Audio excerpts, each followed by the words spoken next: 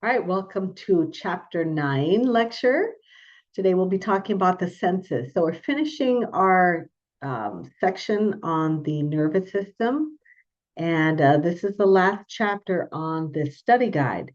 So after this lecture, you will take the practice chapter quiz, right? And then you'll take the second exam. And the second exam will cover everything or all the chapters on this study guide.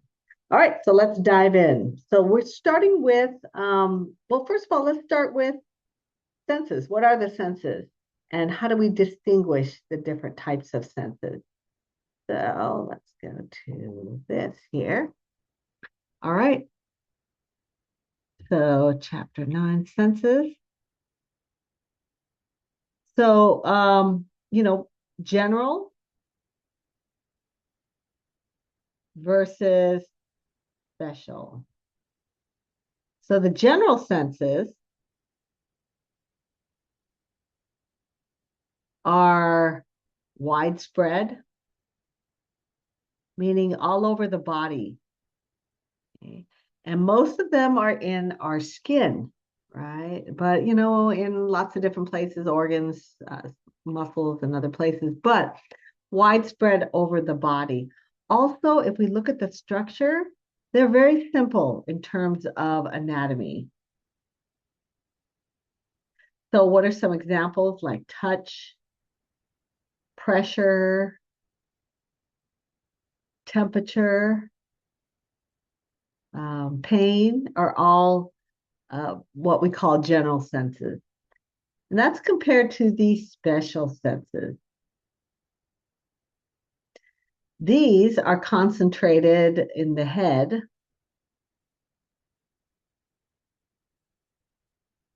and they're very complex in structure.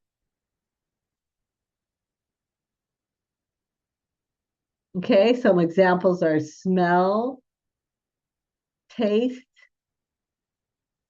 vision, hearing, and equilibrium. So we're going to focus on vision, hearing, and equilibrium today, but I would encourage you to read about smell and taste and those specialized structures. All right, so let's jump in, and we're going to begin with vision. So we're gonna focus our time on the special senses with a focus on vision. All right. So of course we're talking about the eye. And there are three layers to the eye. We're going to draw this, but let's first write a few things down. There are three layers, or what we call tunics. The first one is called the fibrous tunic. Ah, yeah, fibrous tunic. The fibrous tunic is a connective tissue, so it's kind of tough, right? And it's composed of several parts. The sclera, which is what we call the white of the eye. Okay, so when you're looking at, your eyeball, go look in the mirror, right? All that white part is called the sclera. In front, in the anterior part of the eye, we have a transparent part called the cornea.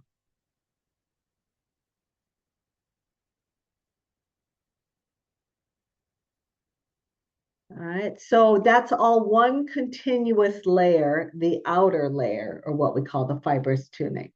The second layer is called the vascular tunic. And as it sounds, okay, it has blood vessels there. It's very vascular. There are two parts to that.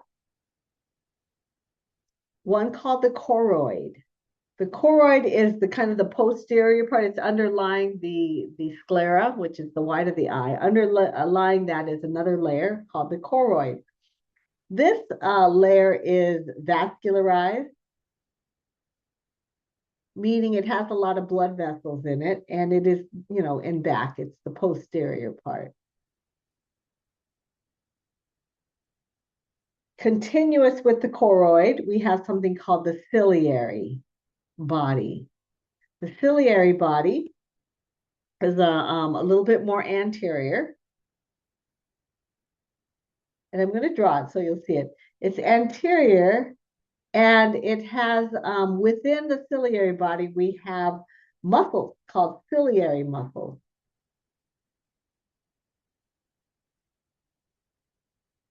Okay, these ciliary muscles are attached to little cord-like structures called suspensory ligaments.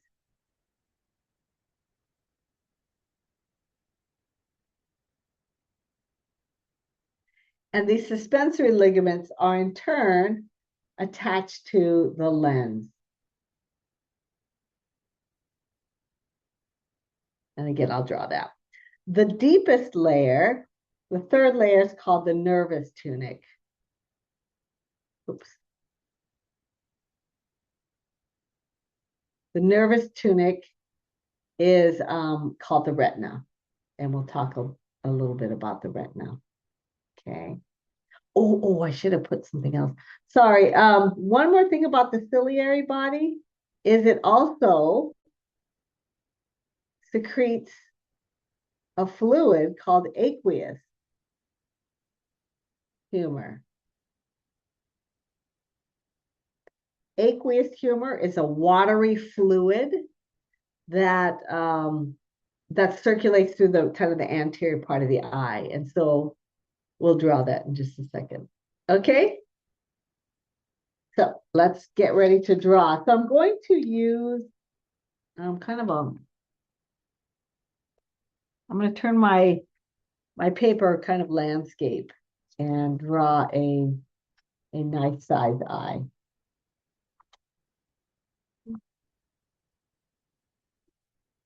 Let's actually, before I draw it, let's go back to our study guide here. And I'm going to put a diagram in here from the textbook. All right, and this just kind of outlines the different types of senses. Got to put that. So general versus special. Here's a special. General senses, depending on where it's located, we can, but they're common things: pressure, pain, temperature, etc. Okay. Proprioception is kind of body awareness, kind of knowing where your body is in space. And that's picked up by receptors also. All right, so then 39 deals with the eye. And we just did what are the three different types of tunics. The tunics are, well, here. The fibrous tunic,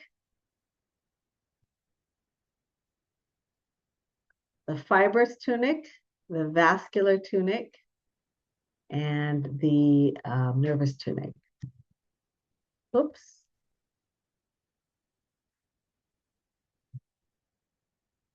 And the fibrous tunic is made up of the sclera and the cornea. The cornea is the transparent part, and the sclera is the white of the eye. Okay. We have the vascular tunic, choroid, which has vessels, and then the ciliary body, which is contains ciliary muscles, anterior, more anterior, I should say. Okay, ciliary muscles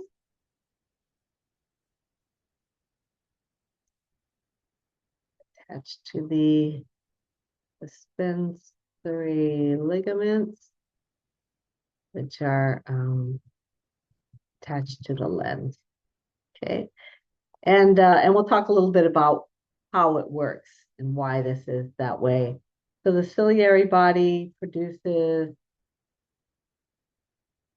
aqueous humor, okay, which is a watery fluid. All right, then the third layer is the nervous tunic, which is the retina. All right, so now we're going to draw it, and then um,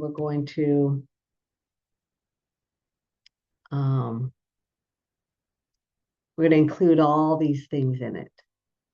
All right, so let's go to our drawing, and then I'll actually put a picture of it from an image from the textbook. All right, so we want to draw our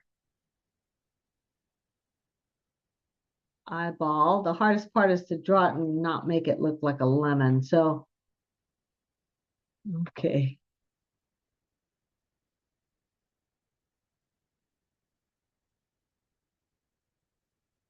And then there's the anterior part, which is there's a little part that extends outward. Oh no, it's looking like a lemon.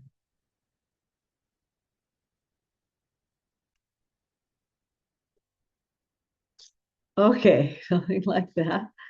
Not too bad. So this would be that outer layer, okay, the fibrous tunic. The fibrous tunic is made up of the posterior sclera, which is the white of the eye, and the anterior cornea. Okay, so all kind of one layer, part of the fibrous tunic. Next, we have the choroid. Maybe I'll do it in blue. Okay, so we have the vascular tunic, which is made of the choroid here. But as we move anteriorly, we have a structure called the ciliary body.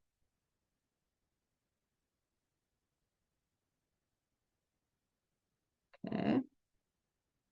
So choroid, and then the ciliary body. Now, the ciliary body contains ciliary muscles, which are in turn attached to these suspensory ligaments, which are in turn attached to a structure called the lens.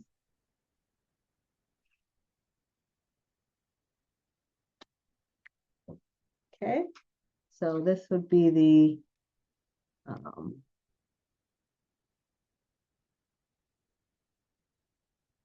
another name is zonular fibers. So if you see zonular fibers, don't get confused.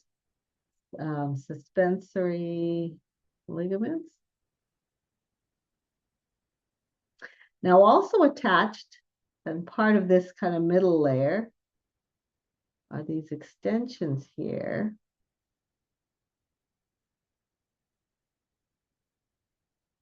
Right, that extend out here. This is called the iris. The iris is the colored part of the vascular tunic. I should have wrote that. Okay, I'll have to add that in our description. All right, so the iris is the color part. And then there's this hole here. This hole is called the pupil. All right, so when you look at your eyes in the mirror today, okay, you look at that black circle. It's not a structure, it's just a hole into a chamber without any light. So in back here of the eye, back here, there's no openings. So it's just completely dark. So you're looking at this hole into the eyeball. All right.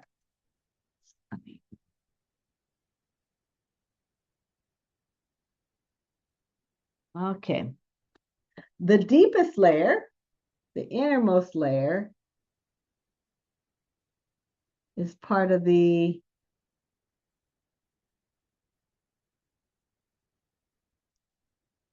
nervous tunic comprised of the retina.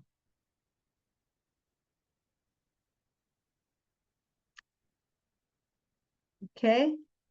Back here, leaving the eye, we have a structure called the optic nerve, which takes information to the brain, right? For visual information.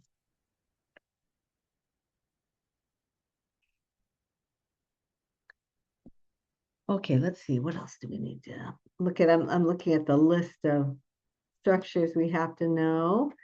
So the cornea, sclera, choroid, ciliary body, lens, suspensory ligaments, iris, pupil. All right, now some compartments. We have the anterior compartment, which is in the front here, but there's two parts to that. Let's do them.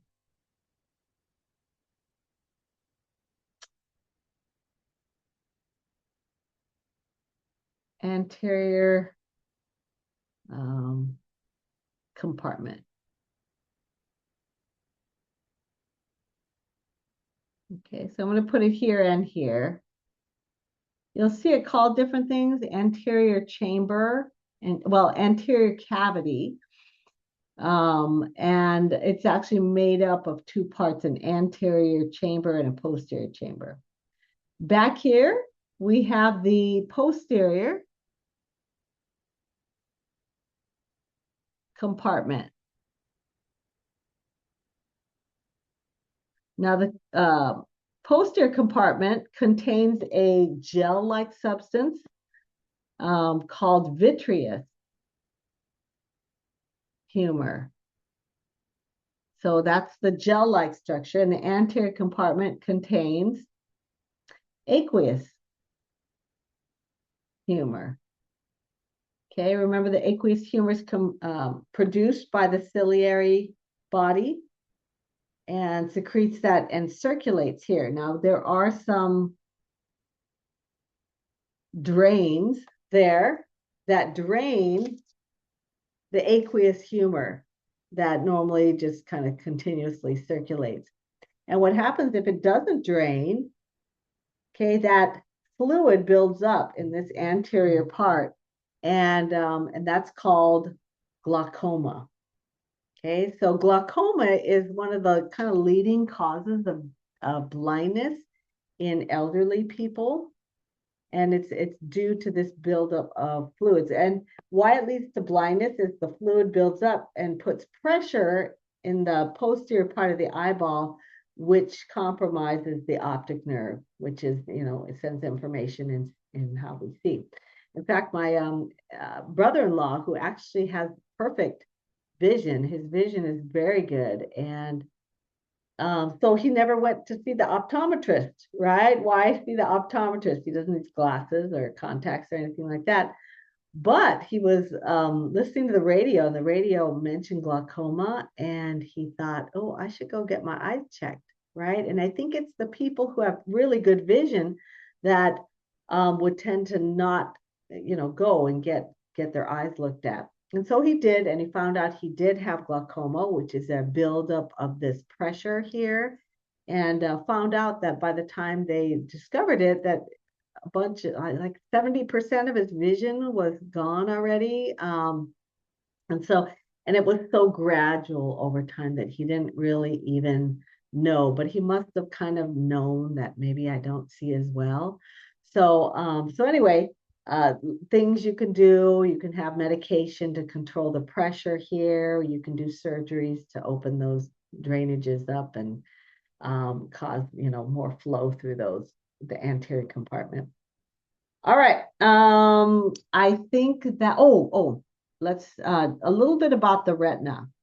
And what is located in here that would be able to pick up the visual information coming in. All right. There are specialized cells, photoreceptor cells. I'm going to put photoreceptors. These are what's called the rods and the cones. Okay. So the rods, and I'll put this on the, I'll write it out. So the rods pick up kind of dim light, black and white vision, and the cones pick up bright light color vision. And in fact, there's an area here, this little indentation here called the fovea centralis, central fovea, where we have a higher concentration of cones. All right, so when we how we see is information comes in through the cornea. The cornea refracts it, it bends the light, and that light comes in and hits the lens. And what the lens does is it focuses the image back here in the fovea centralis, okay, where we have the highest concentration of cones. And it's that area that allow us to have acuity, which is to see things very sharply, right? And that's why if you're looking at something, you turn your head toward it so you're looking at it straight on, because that is putting the image or focusing the image on that fovea in the back of your eyeball on the retina. And so you can see clearly, right? Now you can still see things in your peripheral vision, right? If something is over here to the side, it's going to focus somewhere else in the visual field where there's still cones, but you don't have a higher concentration of cones there. So you're not going to be able to see very clearly. All right, that's interesting, huh? And so you turn your head, and so the image is focused right on there. Now, in the periphery or the peripheral area of your visual field, that's where we have more rods. And the rods pick up kind of dim light and black and white vision. We don't see a lot of color. So the cones are important for color vision, the rods in black and white vision. All right, so let's go back and I'll put a few things more in.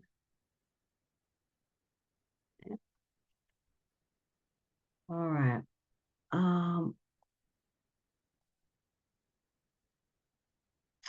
Okay, I'll add here,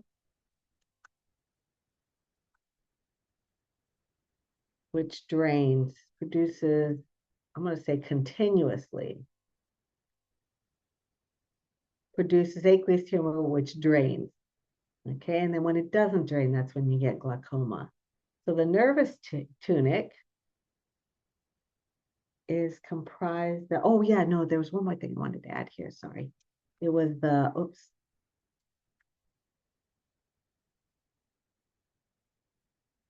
It's not supposed to do that. Okay, I want to go back. All right, the other thing was the iris, which is the colored.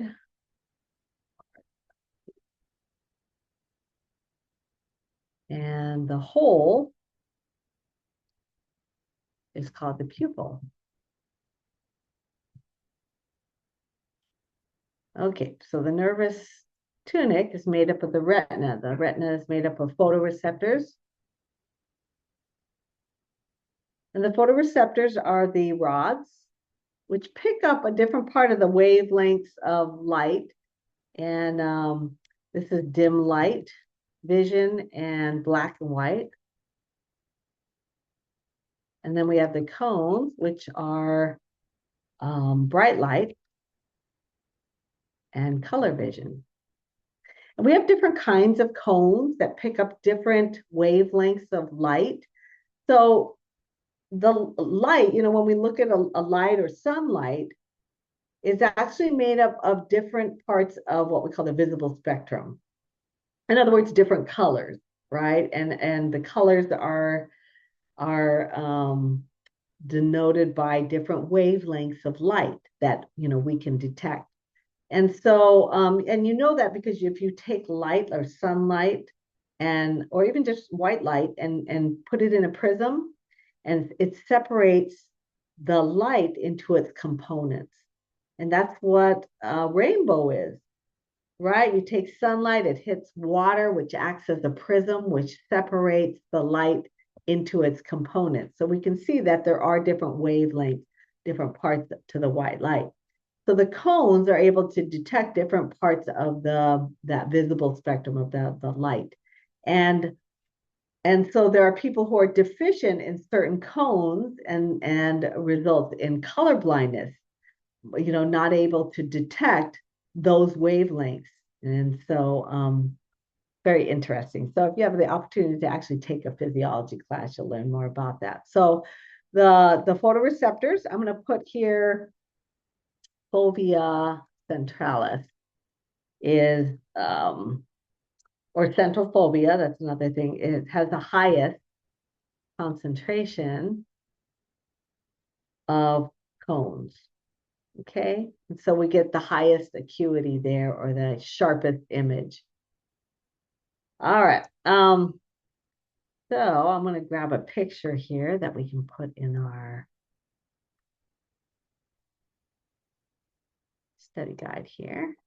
Okay, that's a nice picture. All right, let's take a look. We're going to move on to the ear.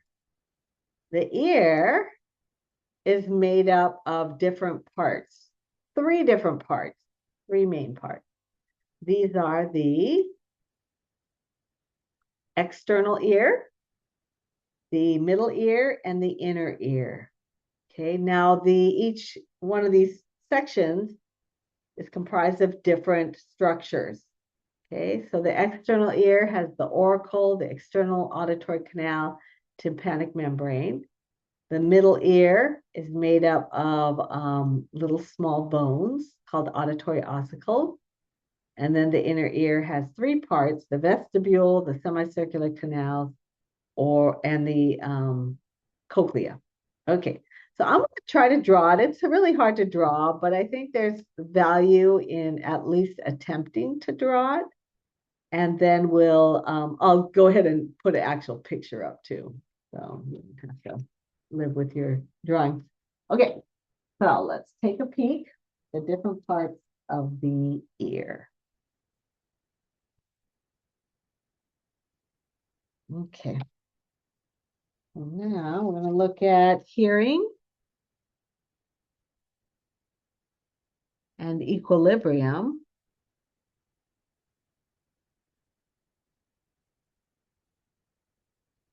Which is the ear.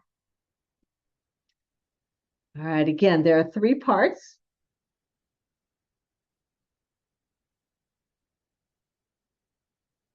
To the ear. We have the external ear.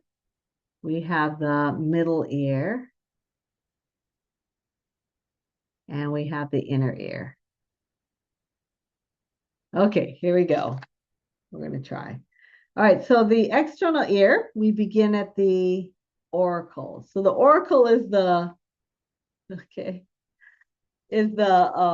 funnel shaped structure, and it is kind of amazing that it is shaped that way. It might look funny or whatever to you, but it has a purpose, right? Its purpose is to take the sound waves and funnel it right into the hole there. So this is called the auricle. And then we have this canal. The canal is it's called the auditory or external auditory canal. Now there's another name. Instead of auditory, it could be acoustic. And instead of canal, it can be meatus. Meatus is like a canal. And at the end of the external ear, we have the tympanic membrane. Okay, the tympanic membrane, or the eardrum.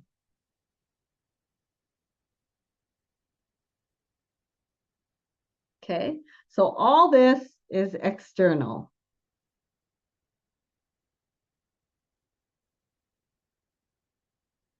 Next, we have what's called the middle ear. So the middle ear, I'm just going to draw like this. There are three parts to the middle ear. These little, what we call auditory ossicles. Okay, there's one like this, there's one like this, and then there's one like um,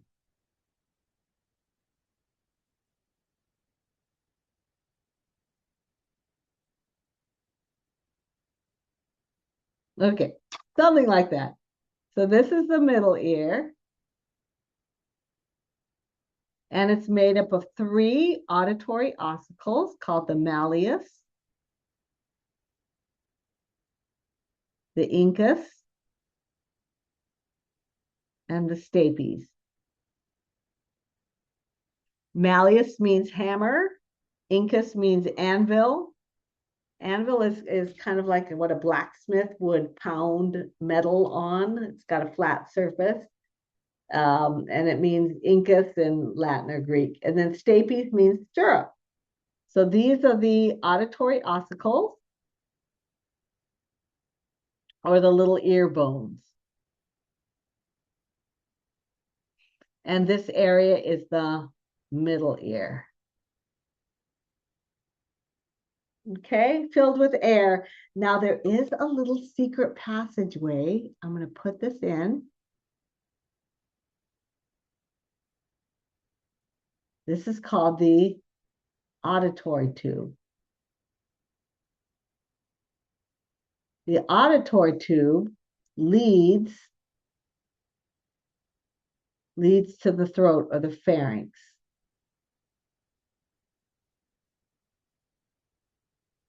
Okay, so its function, the auditory tube,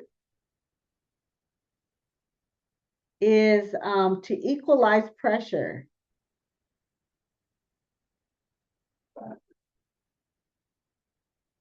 Okay, so when we change altitude, right, we have this desire to, right, to pop our ears.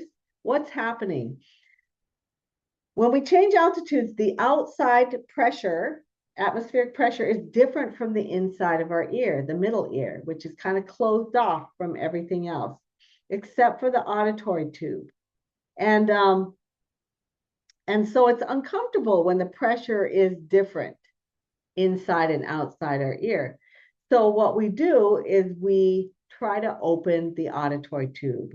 And it's a collapsible tube, but when there's a pressure difference, it opens and there's a pop. And that's what you're hearing. This tube opens up and we equalize the pressure in the middle ear. Okay.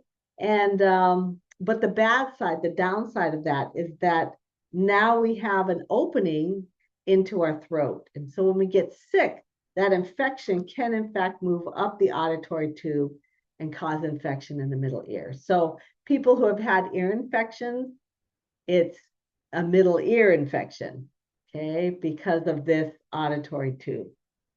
All right, the last part is the inner ear. Now, the inner ear is actually comprised of three parts. Okay, I'm going to try to draw this. Not easy to draw. There's these circular structures called the semicircular canals.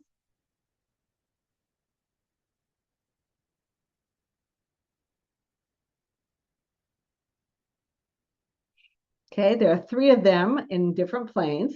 We have this middle portion called the vestibule. And then this last part looks like a snail shell.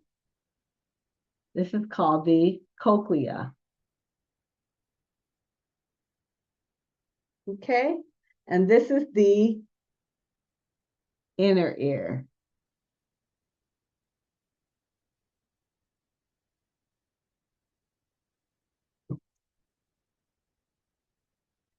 All right, hey, that's pretty good. Okay, let's go back. And we'll talk a little bit about some of these things.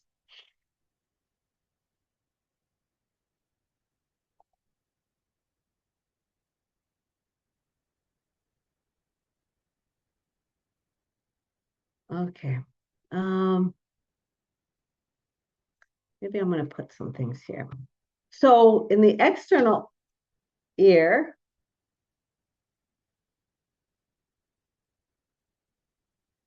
actually, let's do the middle ear.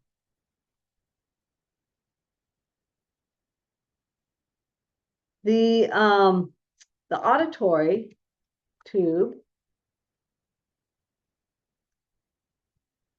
leads from the pharynx, the throat, to the middle ear.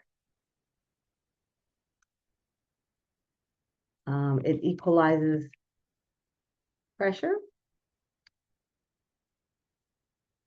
but can also create pathway for infections to travel to the middle ear. Okay. The inner ear, the vestibule, is responsible for something called static equilibrium. Something's called linear equilibrium, but static equilibrium. The semicircular canals are important for what we call dynamic equilibrium. And cochlea is the organ of hearing. So we're going to take a closer look at that in just a moment. Let's start with, actually, let's look at the vestibule first. This is cool. So let's start with the vestibule.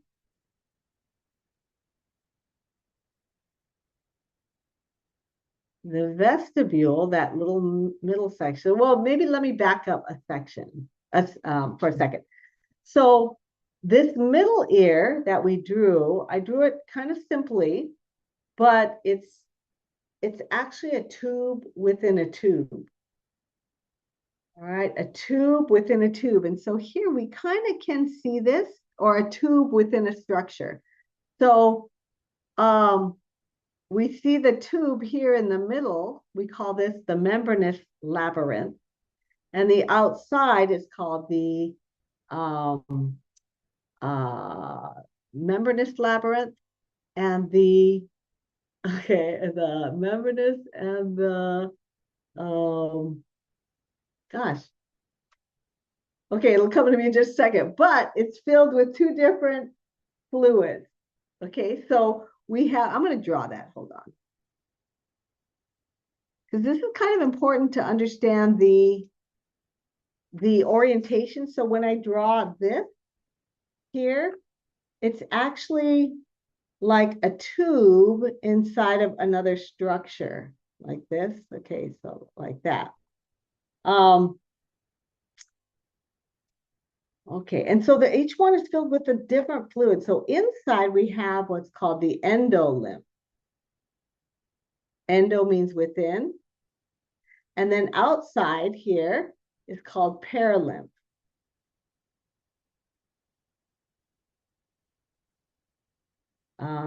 Bony. All right, so we have the bony labyrinth.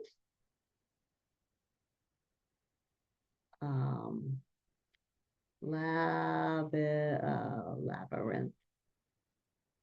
Okay, and then inside the inner tube is called the membranous. I remembered the hard one. Membranous. This is what I get for not writing it down. Labyrinth. Okay. All right. So the bony labyrinth and the membranous labyrinth, but each one is filled with a different fluid. Okay. So that's what makes it really kind of complex. And sometimes when we look at a section through it, to understand that there's two, like a tube within a tube. All right. Especially when we look at the cochlea here, you're going to look at some pictures and they're going to be, so envision a tube inside of that.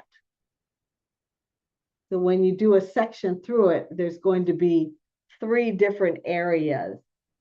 Okay, one on the top, one on the bottom, and one in the middle, which represents that membranous labyrinth and with the endolymph in it. Okay, so it's just a bit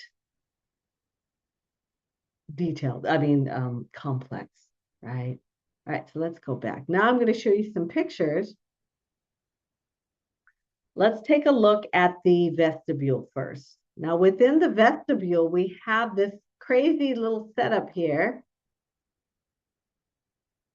where we have these little blue, well, they're not blue, but little hair cells, right? So these are specialized cells with little hair-like projections on them, and they connect to nerves, okay? But we have a bunch of them in the vestibule.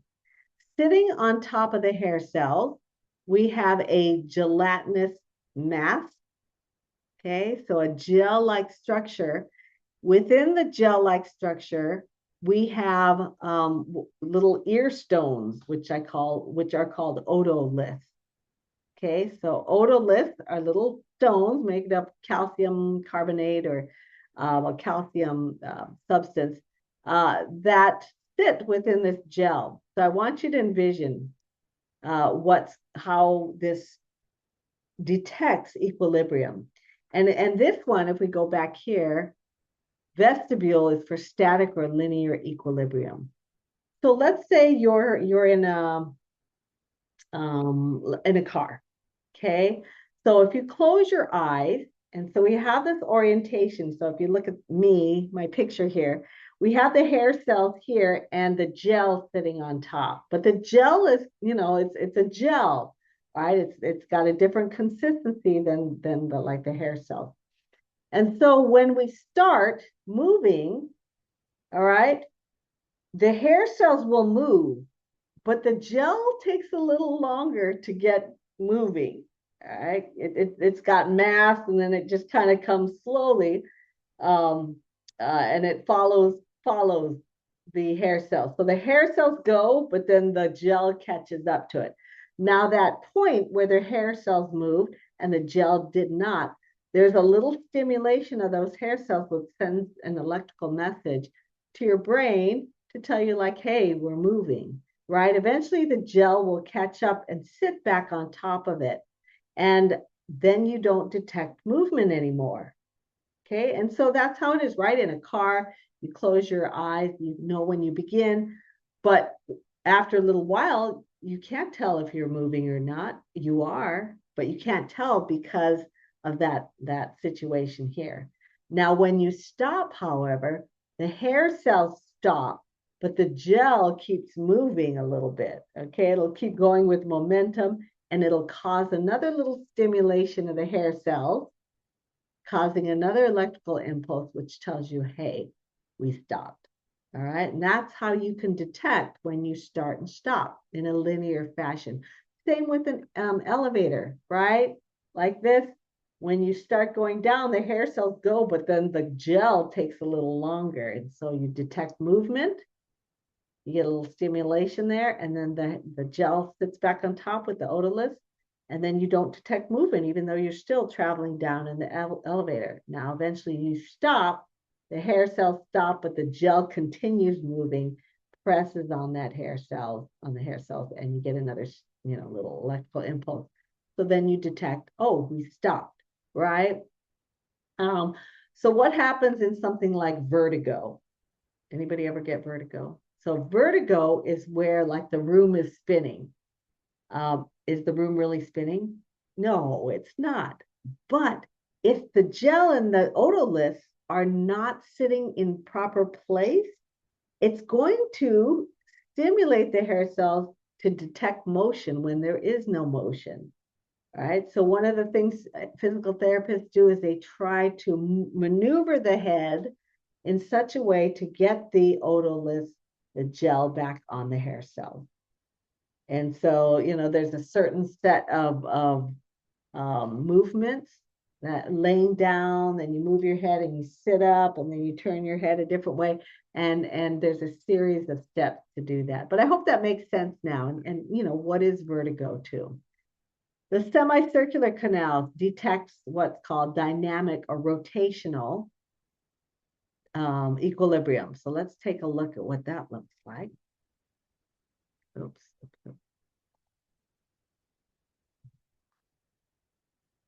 Okay. All right. One more picture. So if we're going to rotate or move our head in a little bit more complex way, The orientation is the same though. There's hair cells with gel on top of it. Now this time it's called the cupula here, which is gel. But as we rotate, like this or like that, when we rotate, it moves the gel, which stimulates the hair cells, which sends an electrical impulse to our brain to tell us that our head is moved, it's rotated. So if you're like a gymnast twisting in the air, right? Because the semicircular canals run in three different orientations, that information on that movement is picked up, by different canals, and then we'll send different information to your brain, which then will tell you the orientation of your head relative to the air or your body, or but it'll tell you, where you're sitting, okay, as you rotate. All right, but the situation is the same as far as that orientation with the hair cells. Lastly, let's take a look at the cochlea. All right, so here's the cochlea, that snail shell looking structure. But again, it's a tube within a tube. So when we do a cross section of that tube, we're going to see, a top part, a bottom part, and then the middle part, which is called the cochlear duct, and it's filled with endolymph here. But it's within this middle section, the cochlear duct, where we find the actual organ of hearing. Let me put that here, okay. That organ of hearing is called the spiral organ. Oh yeah, maybe I'll make it big. So the spiral organ is what we actually hear with, but we see that it actually has a similar orientation. It's got hair cells that are sitting atop, or that a gel-like substance sits on top of it. This gel-like substance is called the tectorial membrane. And then as it's stimulated, there is a bottom membrane here called the basilar membrane. And it pushes up and causes the hair cells to push against the tectorial membrane. But anyway, we send electrical impulses to what's called the vestibular cochlear nerve. First, the cochlear part of the nerve, and then it joins with the vestibular nerve, which form the vestibulocochlear nerve, which is one of the cranial nerves. All right, so let's take a little look, and I want to show you kind of that orientation of the hair cell, because we see it over and over. There's a little hair cell with the little hair-like projections. There are supporting cells, usually, around it. Okay, and then it sits in the gel-like substance. Okay, so whether it be like in the semicircular canal, it's a cupula. In the spiral organ, it's a tectorial membrane, but there is some gel on top of it, and you have a whole bunch of hair cells. And then that brings electrical messages over to the nerve. Okay, and we detect whatever it is that we're detecting. Okay. So I hope this orientation makes sense. And it's a little different in each area, but again, the common theme is the same, that hair cell, supporting cell. Let me go back to here. I'm going to go back to this and add in the cochlea.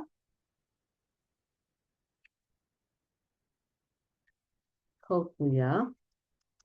The actual organ of hearing is called the spiral organ. And that is within the cochlea.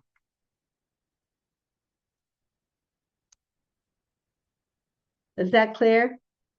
Okay, there's another name called the organ of Corti that's named after a person. So,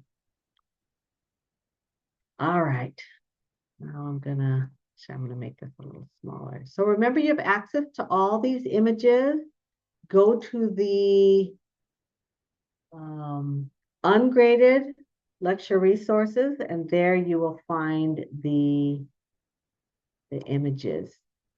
And you can just lift them like this, and it's better than doing like a screenshot because the image looks better, but also that you can change the size and move it about and stuff like that. So if you want to move it about, then you click one of these other, and that allows you to move it where you want it, and then you can, you know, do what you want with it.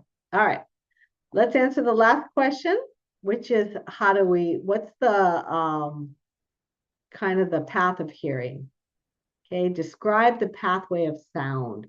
How do we actually hear it? Let's take a peek at a handout. I'm going to post this handout so you can, know you have access to it. But let's see, can you see this? Check this. Okay, you'll be able to make a copy.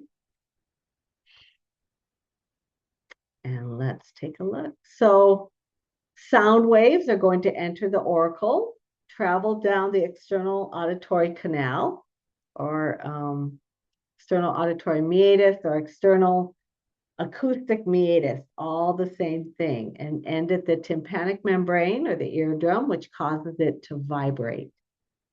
This vibration is going to be picked up by the auditory ossicles in the middle ear, the malleus, the incus, and the stapes, causing them to vibrate and move.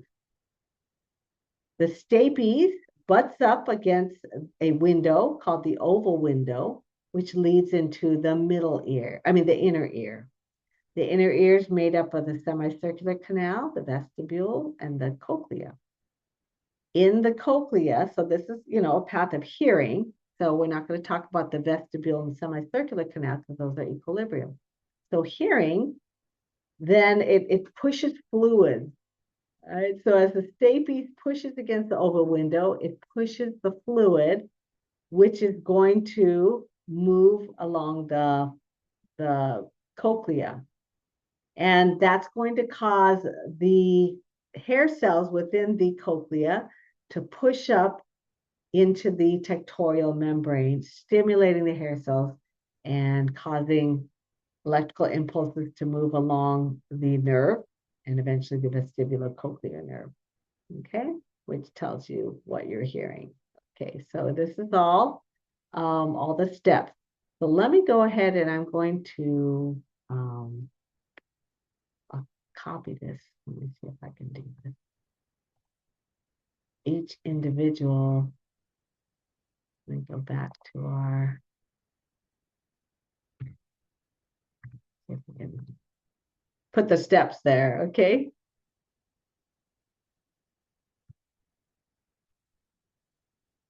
Okay, that's the first thing. Second thing, sound waves enter, then causes the tympanic membrane to vibrate. Oh yeah.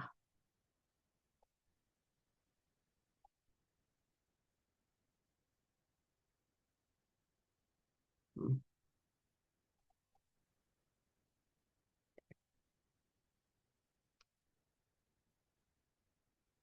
Okay, and when it doesn't want to cooperate. Oh yeah. No. All right, so the third one.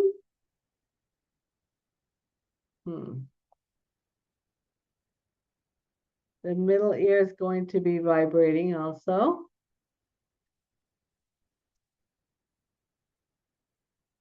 How do I get that? Okay, I'm just going to put him here. Okay, and then next we have, or lastly, we're going to move it to the middle or the inner ear. The fluid is going to move and moves the hair cells of the spiral organ and touch the tectorial membrane, causing action potentials, and we hear.